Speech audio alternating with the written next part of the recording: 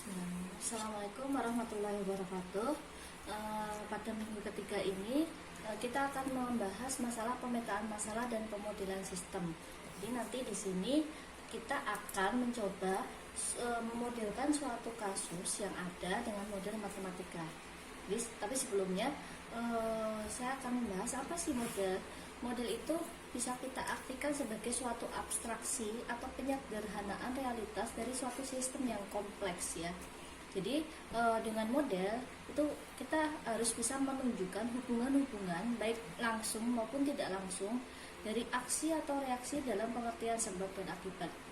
Nah, model juga bisa dikatakan sebagai suatu fungsi tujuan dengan seperangkat kendala yang diekspresikan dalam bentuk variabel keputusan kalau di dalam operasional riset. Nah, mengapa kita harus membutuhkan model atau membuat model sih?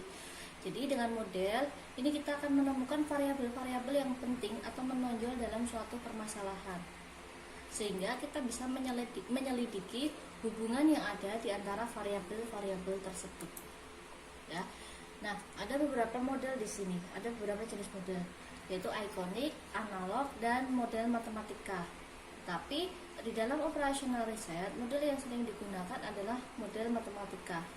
Itu sifatnya paling abstrak, menggunakan seperangkat simbol matematika untuk menunjukkan komponen-komponen dan hubungan antara mereka dari sistem yang nyata gitu. Ya. Nah, kalau kemarin kita membahas masalah sistem ya, jadi suatu sistem itu nanti akan kita modelkan. Di dalam model sendiri juga ada dua sifat, yaitu deterministik dan stokastik. Deterministik ini lebih bersifat pasti ya, parameternya pasti, waktunya invarian seperti itu. Sedangkan probabilistik ini parameternya lebih ketidakpastian dan waktunya lebih bervariasi. Nah, tahapan-tahapan dalam pemodelan di dalam operasional riset. Yang pertama, kita harus bisa menentukan variabel keputusannya. Variabelnya apa sih? Yang kedua, objektifnya atau fungsi tujuannya apa? Dan kendala di dalam kasus tersebut apa saja. Kita harus bisa memodelkan ketiga hal atau ketiga komponen tersebut. Ya.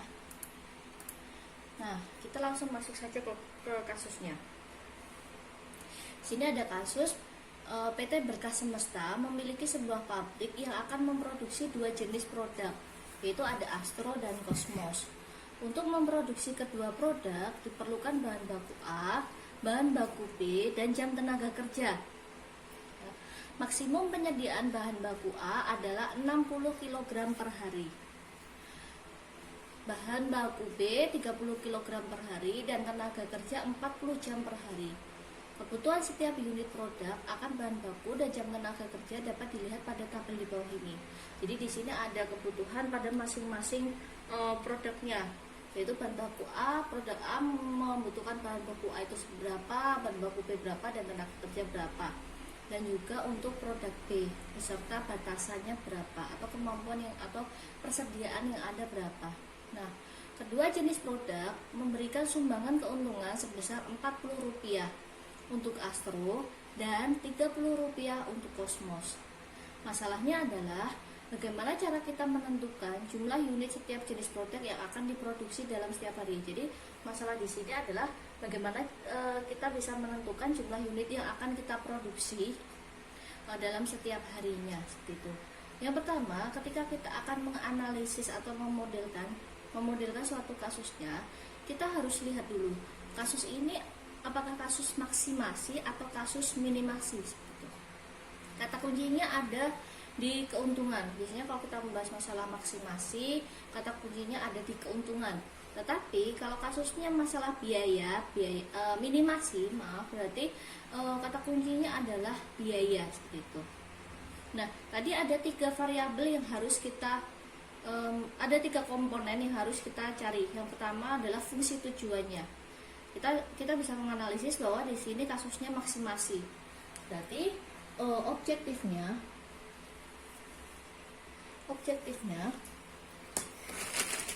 di sini objektifnya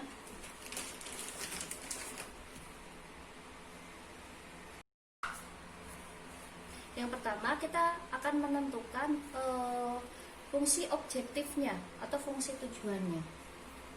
Objektif. Ya.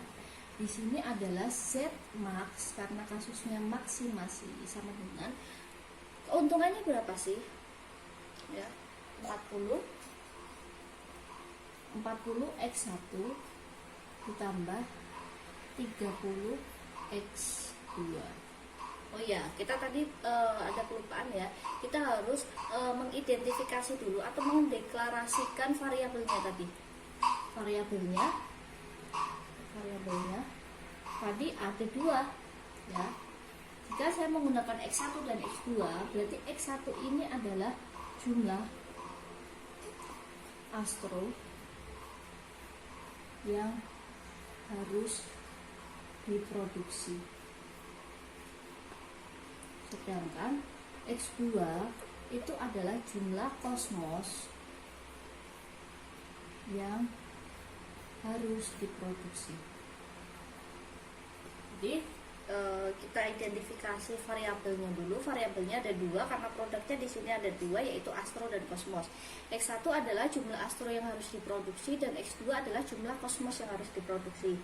Fungsi tujuannya atau objektifnya, karena kasusnya maksimasi atau membicarakan masalah keuntungan, berarti Z max sama dengan 40 X1 ditambah 30 X2 seperti itu. Nah, selanjutnya kita akan mengidentifikasi batasannya. Batasan. Kita lihat. Hati-hati. Ada berapa batasan di sini? Ya. Setidaknya ada 3 batasan, yaitu bahan baku A, bahan baku B, dan tenaga kerja. Seperti itu. Nah, kita lihat bahan baku A, ya. Astro ini membutuhkan bahan baku A sebanyak 2 kilo. Sedangkan untuk kosmos ini membutuhkan bahan baku A sebanyak 3 kilo. Jadi membacanya secara horizontal. Jadi kita lihatnya adalah produknya. Produknya membutuhkan batasan A itu berapa sih? Jadi di sini untuk batasan yang pertama atau batasan bahan baku A ini adalah 2X1 ditambah 3X2. Seperti itu. Karena kasusnya maksimasi ya, karena kasusnya maksimasi berarti kita tidak boleh melebihi dari maksimal yang kita punya. Berarti tandanya adalah kurang dari sama dengan batasannya berapa atau maksimum penyediaannya berapa? 60. Di sini kita lihat maksimum penyediaannya adalah 60 kilo. Berarti kalau kasusnya maksimasi, karena maksimum yang bisa dia sediakan untuk bahan baku A-nya 60, kurang dari atau maksimal 60 kilo. Sedangkan batasan yang kedua atau BBB itu untuk astro atau untuk X1 dia tidak membutuhkan bahan baku B, hanya kosmos. Berarti 2X2 ini kurang dari sama dengan 30 kilo. Sedangkan tenaga kerja atau batasan yang ketiga 2X1 ditambah X2 karena 1X2 kurang dari sama dengan 40 jam. Ada tiga batasan. Ini batasan yang utama. Nah, di dalam linear programming ini ada yang dinamakan dengan batasan non-negativity. Artinya, ya, mengapa kita penting untuk mendeklarasikan atau mengidentifikasikan non-negativity? Artinya bahwa X1 dan X2 atau produk astro dan kosmos yang akan kita produksi itu tidak akan mungkin negatif. Itu tidak akan mungkin negatif. Jadi bilangannya itu pasti akan bulat. Jadi ada batasan non-negativity di sini.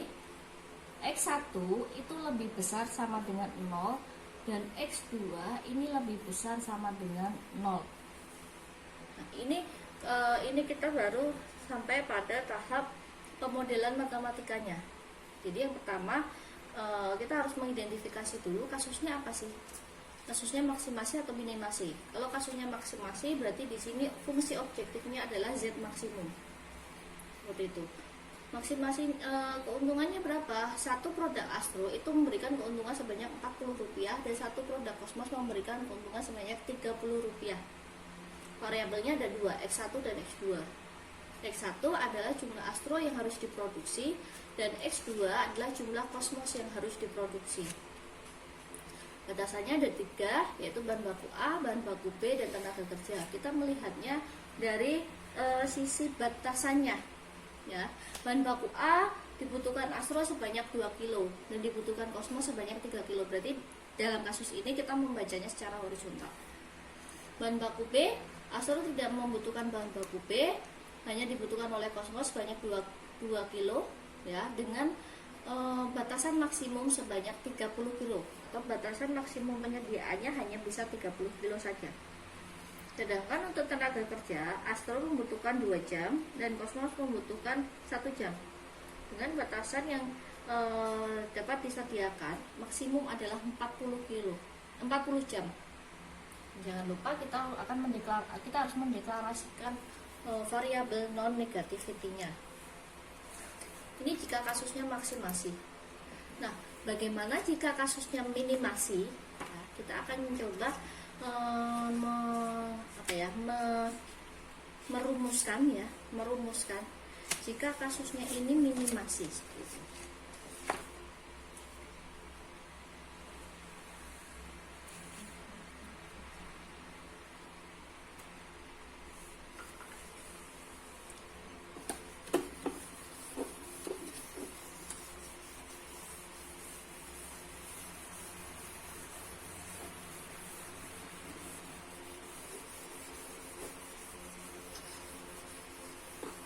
Yang pertama, kita harus lihat variabelnya. Variabelnya ada berapa? Variabelnya ada 3. Seorang ahli penata diet, kita lihat ya, sedang merencanakan menu makan siang untuk sebuah asrama putri. Ada 3 jenis makanan utama yang akan dihidangkan dan ketiganya memiliki kandungan gizi yang berbeda. Ahli penata diet menetapkan paling sedikit setiap jenis makanan membutuhkan 3 macam vitamin. Jumlah vitamin dalam setiap jenis makanan dan kebutuhan minimum setiap jenis vitamin seperti terlihat dalam tabel di bawah ini. Banyaknya kombinasi yang dapat diseleksi dari ketiga jenis makanan tersebut. Jadi banyak kombinasi yang dapat diseleksi dari ketiga jenis makanan tersebut, tetapi total porsi ketiganya tidak boleh kurang dari 9. Hati-hati ya, bahwa tidak semua batasan itu teridentifikasi pada tabel. Kita harus bisa mencermati semua kasus dari awal sampai akhir, seperti itu. Yang pertama, sebenarnya ini kasusnya apa sih? Bagaimana ahli penata diet mengatur menu makan siang yang harus dihidangkan kepada penghuni asrama tersebut. Sini kan membahasnya biaya. Berarti kasus di sini adalah kasus minimasi. Yang pertama, kita harus mengidentifikasikan dulu variabelnya. Ada 3 variabel di sini. X1 ini adalah jumlah unit makanan A yang harus diproduksi. Jumlah unit makanan A yang harus diproduksi. Sedangkan X2 ini adalah jumlah unit makanan B yang harus diproduksi. Dan X3 itu adalah jumlah unit makanan C yang harus diproduksi. Gitu. Kan pertanyaannya kan bagaimana ahli penata diet mengatur menu makanan siang yang harus dihidangkan kepada penghuni asrama tersebut. Jadi kan kasusnya adalah bagaimana kita atau berapa kita yang harus kita buat atau berapa jumlah unit yang harus kita buat untuk setiap jenis makanannya. Nah, yang kedua kita harus lihat fungsi tujuannya. Z min. Kita lihat di sini. Yang menjadi fungsi tujuan apa sih? Karena minimasi kan pasti kita akan meminimasi biaya, seperti itu. Nah, kita lihat pada sisi biaya. Berarti Z min sama dengan 100 X1 ditambah 150 X2 ditambah 120 X3. Ini tujuannya. Yang ketiga, ini yang pertama ya, ini adalah variabel, ini fungsi tujuan, yang ini adalah batasan. Batasan yang pertama, kita lihat. Apakah ada batasan sebelumnya? Kita lihat nih di tabel. Ya, jenis makanan A membutuhkan vitamin. Jadi kita lihat batasannya apa saja sih? Ya, batasannya karena variabelnya jenis makanan A, B, dan C, berarti batasannya itu adalah vitamin 1, 2, dan 3 itu. Berarti kita lihatnya adalah berdasarkan variabelnya kan. Kalau tadi variabelnya itu ada pada sisi horizontal, sekarang variabelnya itu ada pada sisi vertikal. Berarti kita membacanya secara vertikal seperti itu. Jadi kalian harus lihat kita membacanya secara vertikal atau horizontal. 3. Nah, karena saat ini variabelnya berada pada vertikal, berarti kita membaca tabel ini secara vertikal. Batasan yang pertama adalah vitamin 1. Ya, batasannya adalah 50x1 ditambah 30x2 ditambah 20x3. Karena di sini minimasi, berarti minimum kebutuhan pada vitamin pertama ya. Minimum kebutuhan yang digunakan untuk satu vitamin itu, vitamin pertama itu kurang dari sama dengan 290. Jadi kita lihatnya karena di sini minimum kebutuhan, berarti kan minimum harus 290 vitamin itu. Nah, yang kedua untuk jenis makanan kita lihat vitamin 2. Batasan kedua, vitamin 2. 20x1 ya, ditambah 10x2 ditambah 30x3. Minimum kebutuhannya adalah 200. Batasan 3, vitamin 3 10x1 itu ditambah 50x2 ditambah 20x3. Minimum kebutuhannya adalah kurang dari sama dengan 210. Nah, kita lihat ada lagi nggak batasannya. Kita lihat dari atas. Seorang ahli penata diet sedang merencanakan menu makan siang untuk sebuah asrama putri. Ada 3 jenis makanan utama yang akan dihidangkan, dan ketiganya memiliki kandungan gizi yang berbeda. Ya, kita lihat banyak kombinasi yang dapat diseleksi dari ketiga jenis makanan tersebut. Tetapi total porsi ketiganya tidak boleh kurang dari 9. Berarti kan di sini juga sebenarnya batasan. Total porsi ketiganya tidak boleh kurang dari 9. Berarti ini adalah total porsinya. Ini batasan yang keempat. X1 ditambah X2 ditambah X3 ini kurang dari sama dengan 9 atau tidak boleh kurang dari 9. Jadi kita harus benar-benar menganalisis ya, tidak hanya batasan itu tidak hanya berada pada tabel atau bahkan malah tidak ada tabel sama sekali. Kita sudah menemukan semua batasannya. Jadi sebenarnya ada 4 batasan di sini. Tapi jangan lupa kita mengidentifikasi juga batasan yang disebut non-negativity tadi. Non-negativity. Jadi non-negativity ini ada pada kasus maksimasi maupun minimasi. Yaitu X1, X2, dan X3, ya. X1, X2, dan X3 ini harus lebih besar sama dengan 0. Walaupun pada kasusnya minimasi itu tetap juga kita memproduksinya ya itu lebih besar sama dengan 0 seperti itu. Nah, selanjutnya mungkin kita akan lanjutkan pada diskusi pada pertemuan di Zoom. Oke. Kurang lebihnya mohon maaf. Wassalamualaikum warahmatullahi wabarakatuh.